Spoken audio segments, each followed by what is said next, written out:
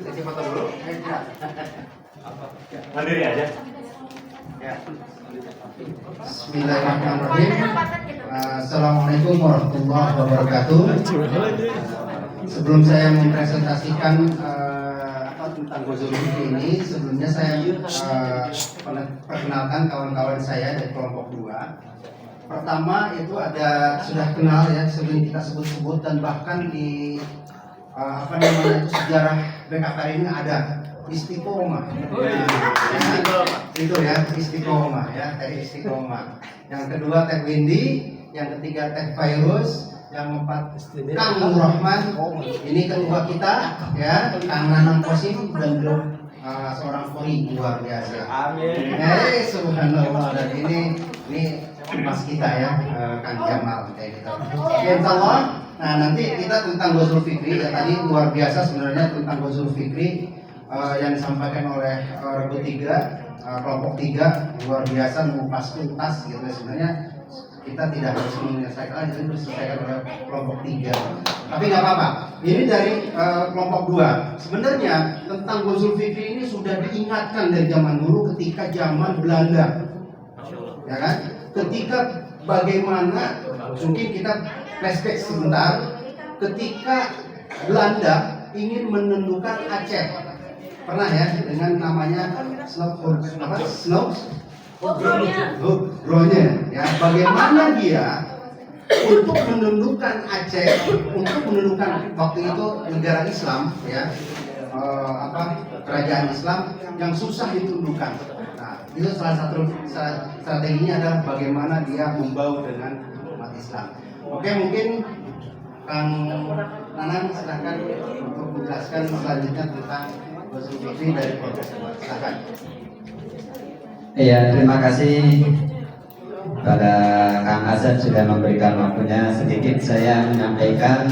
Jadi sebetulnya ini saya mengambil inspirasi dari kelompok 3, yang mana kelompok 3 mengambil salah satu dampak dari perang pemikiran itu terjadi pada keraguan akhlaknya.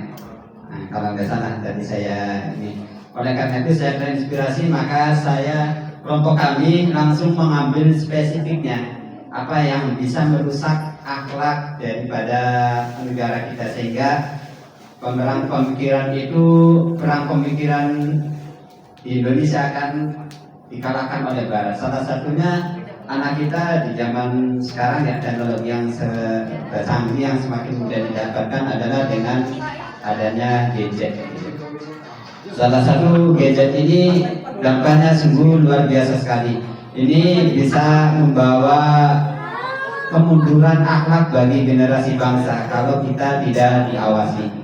Maka dari itu di sini kami langsung saja ambil spesifikasinya, itu adalah tentang anak-anak main gadget tanpa pengawasan orang tua ataupun tanpa ingat waktu gitu. Nah, mungkin karena pembagian tugas juga oleh kelompok kami, untuk sebabnya akan disampaikan oleh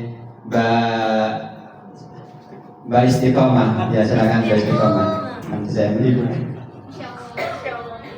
Tetap Istiqomah. Terima kasih. Anak-anak main gadget tanpa ingat waktu, kita juga sering melihatnya ya. Kenapa sih bisa kayak gitu? Yang pertama karena kurangnya pengawasan orang tua, kemudian kedua mudahnya mengakses internet, sehingga anak juga bisa dijaring kemana aja ya, ke YouTube ataupun dimanapun. Terus orang tua menganggap bahwa gadget itu adalah solusi baginya untuk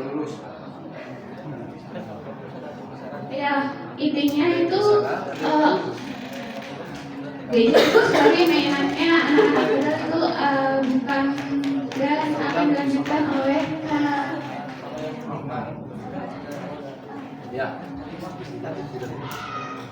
Bismillahirrahmanirrahim.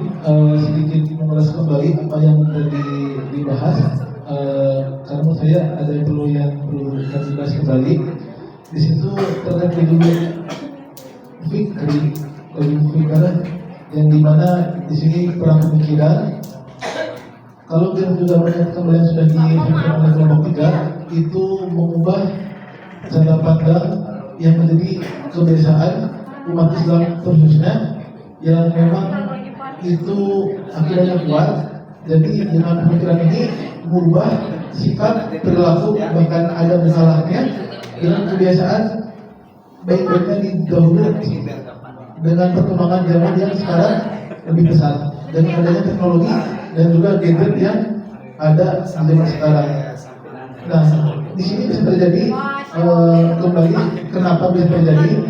Karena yang pertama tadi kurangnya pengawasan orang tua,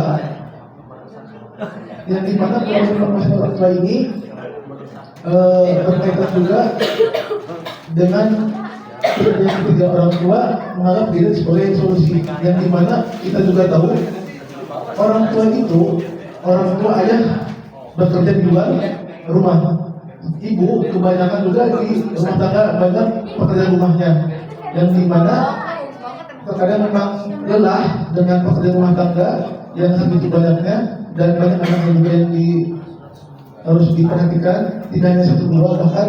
Dan di sini yang menjadi kekurangan pengawasan orang tua, kemudian ibu itu yang di sini yang menjadi salah satu target utama dalam Idul Fitri di sini, yang menjadi korban adalah anaknya, yang dimana kurang pengawasan, kurang perhatian ketika orang tua lelah dalam penyelesaian rumah tangganya,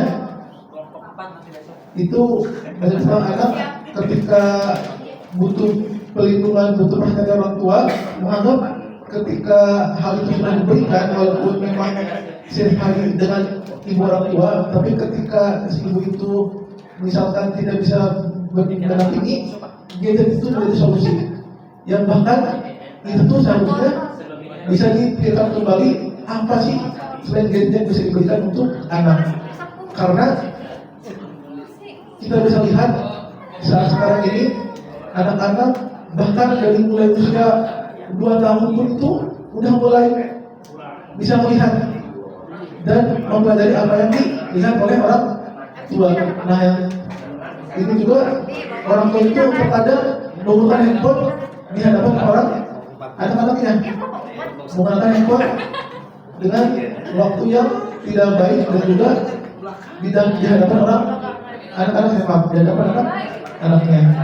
Nah, kemudian di sini juga akses internet yang digunakan itu memang kita bisa rasakan itu tidak ada batas, dan bahkan banyak platform dan aplikasi yang memang semakin banyak digunakan, dimulai dari YouTube sampai ke banyak permainan game, dan bahkan ada situs-situs yang memang itu bahkan bisa dibilang terlarang dan dilarang digunakan di beberapa negara. Tapi itu pasti ada aja oknum-oknum yang memiliki cara untuk bisa tembus dari suatu negara tersebut.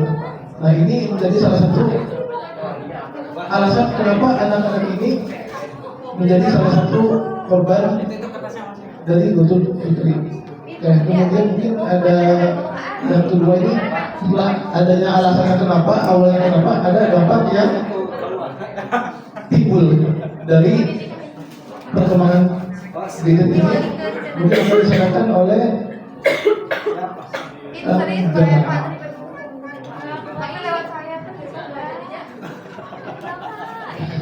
Bismillahirrahmanirrahim. Setelah tadi menjelaskan tentang bahayanya gadget ya, terus ketergantungan anak tentang gadget, terus ada dampak-dampaknya terhadap perkembangan psikologis anak ya. Salah satunya yaitu kurangnya sikap sopan santun anak. Yang kedua adalah anak menjadi malas belajar. Yang ketiga adalah ketergantungan dengan gadget. Selanjutnya. Baik, Bismillah. Di sini saya akan melanjutkan juga lagi ya. Di sini adanya kurang disiplin dari anak-anaknya. Dimana ketika orang tua memberikan gadget kepada si si anak tidak bisa mengontrol waktunya gitu, karena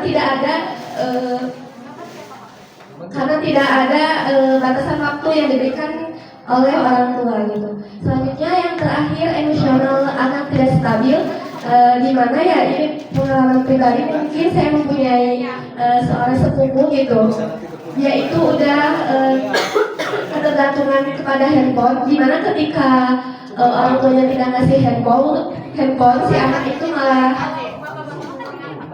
mengamuk gitu. Ini merupakan salah satu ya dampak yang terjadi ketika orang tua memberikan gadget tanpa adanya waktu gitu. Selanjutnya, baik, selanjutnya solusi bagaimana sih mengurangi main gadget? Yang pertama, solusinya itu orang tua lebih mengawasi anak dalam menggunakan gadget. Kedua, mengontrol atau mengawasi anak. Ketiga, quality time, itu maksudnya berkumpul dengan keluarga, maksudnya bermain, bercerita, berbagi cerita, supaya anak tuh tidak terpaku bermain gadget terus dalam seharian gitu. Terus mengajak anak berkegiatan positif tanpa gadget. Dan semua ini peran orang tua itu sangat penting gitu terhadap anak. Nah, ini sedikit menambahkan tentang solusi. Ini luar biasa dampak tentang apa sih pengaruhnya Gozul Fikri ya terhadap ini luar biasa ya. Karena memang tadi sempat disinggung oleh kelompok 3 bagaimana pemikiran itu sudah mulai masuk ke kamar-kamar sekarang, sudah masuk ke sel-sel setiap orang. Nah ini luar biasa dampak memang yang tadi sempat disampaikan bahwa ada contoh sepupunya ini sudah tantrum tuh kalau nggak ada sesuatu yang nggak dituruti itu ngamuk seperti itu. Nah ini dalam ini sampai nah solusi ini memang luar biasa. Nah bagaimana tetap keteladanan orang tua ya. Nah mungkin bisa jadi BKPR ini bisa berperan di sini, bisa masuk. Mungkin bisa masuk di kegiatan maghrib mengaji misalnya seperti itu.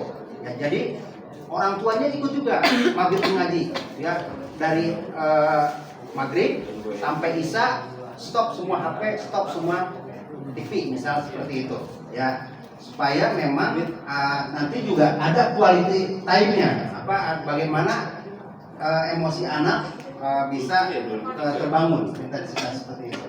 Mungkin dengan Kang Nanang silakan dilanjutkan. Iya. Oke, terima kasih. Mungkin saya sebagai penutup akan menyimpulkan berdasarkan pemaparan dari kelompok 3 lalu dispesifikkan lagi oleh kelompok 2 untuk mengatasi salah satu contoh bukti realnya yang dialami oleh ponakannya salah satu Mbak Windy ya. Mungkin orang tua harus lebih ini lagi ya, harus lebih intens lagi dalam mengawasi anak. Dan di dalam Al-Quran pun anfusakum wa ahlikum naron, jagalah keluargamu dari api neraka. Mungkin salah satunya itu dalilnya. Dan juga terdapat pada surat ayat 125, mungkin ketika anak-anak ini diambil gadgetnya, mungkin ini kan ada yang berontak gitu ya. Ada yang berontak, ada yang entah lemparin atau berbuat kasar kepada ayah, ibu, bapaknya dan seterusnya. Mungkin kita berikan ya dalil juga pada surat An-Nahl ayat 125 yang berbunyi Ud'u ila sabili rabbika bil hikmah wal mau'izatil hasanah wajadilhum billati hiya ahsan. Kita berikan dulu pengajaran yang baik, berikan pengertian yang baik kepada anak kita supaya mereka itu memahami dampak negatif dari penggunaan gadget ini. Ya sekiranya mereka berontak dan seterusnya, kita sebagai orang tua jangan mau kalah, karena untuk kebaikan anak-anak kita juga kita gunakan secara berguna dengan berdebat dan seterusnya. Gimana caranya supaya anak ini yang pemikiran itu sejalan dengan pemikiran kita sebagai orang timur. Jangan sampai pemikiran anak terwesternisasi dari kemajuan teknologi yang ada di barat lalu masuk ke Indonesia. Jangan sampai hal itu terjadi. Kita sebagai orang tua harus mempertahankan budaya kita. Itu saja yang bisa kami sampaikan dari kelompok 3. Mohon maaf atas segala dari kelompok 2. Mohon maaf atas segala kekurangan. Assalamualaikum warahmatullahi wabarakatuh. Ya, terima kasih. Sekali lagi kasih tepuk tangan untuk kelompok 2.